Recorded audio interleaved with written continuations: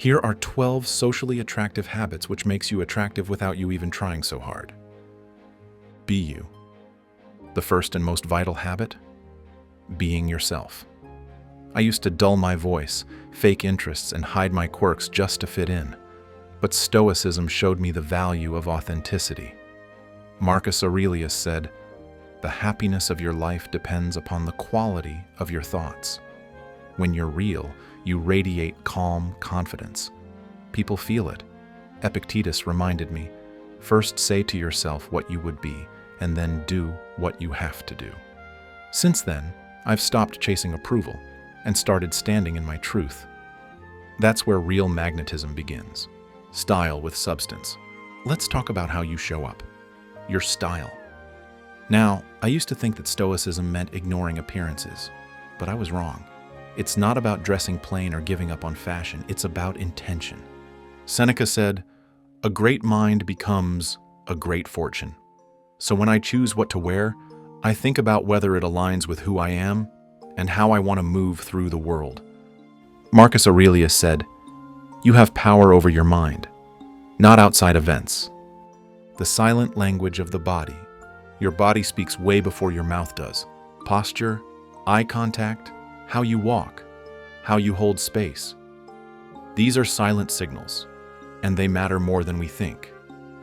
Epictetus said, "The key is to keep company only with people who uplift you."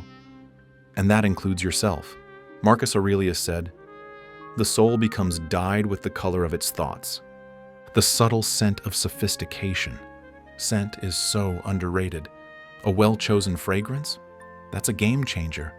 It's intimate, subtle, and leaves a memory behind. Kind of like a whispered message that lingers even after you've left the room. Seneca said, "Time discovers truth." And I think the truth is, our scent says more about us than we realize. Deliberately. Manners that mesmerize. In a world where everyone's interrupting or distracted, simple manners are straight up captivating. Genuine eye contact. Listening without checking my phone. Saying, "Thank you," like I mean it. These aren't old school, they're revolutionary. Being fully present. Presence is everything. We're so used to multitasking that just being fully in the moment is rare. But Stoicism teaches presence like a superpower. Seneca said, "Live immediately." That hits different when I'm talking to someone. A touch of mystery.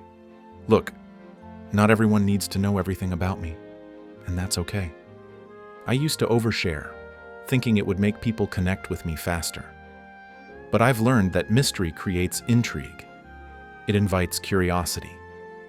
Seneca said, "It is quality rather than quantity that matters." Cultural wisdom.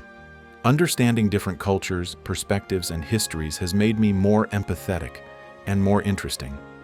Marcus Aurelius said, "The universe is change. Our life is what our thoughts make it."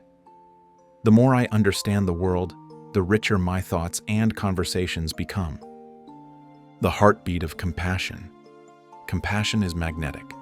Not pity, not performative kindness. Real compassion, the kind that listens, that holds space, that shows up. Seneca said, "Wherever there is a human being, there is an opportunity for kindness." Laughter, the best medicine. Never underestimate a good laugh. I used to think being stoic meant being serious all the time. But it's not about that. It's about balance. Epictetus said, "He is a wise man who does not grieve for the things which he has not, but rejoices for those which he has." The art of self-care. I used to think self-care was indulgent. Now I know it's essential. Stoicism is about control and discipline, and that includes how I treat myself. Am I getting rest? Am I moving my body? Am I feeding my mind? The allure of independence. The final habit? Independence. Not isolation, not "I don't need anyone," but real, inner independence. The kind that comes from knowing who I am and standing on that. Marcus Aurelius said, "Very little is needed to make a happy life. It is all within yourself." That's what I live by. I make decisions aligned with my values. I don't need the crowd's approval. And that's a quiet kind of strength that people feel.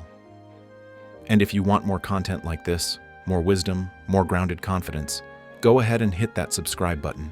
Your silence has power. Use it wisely.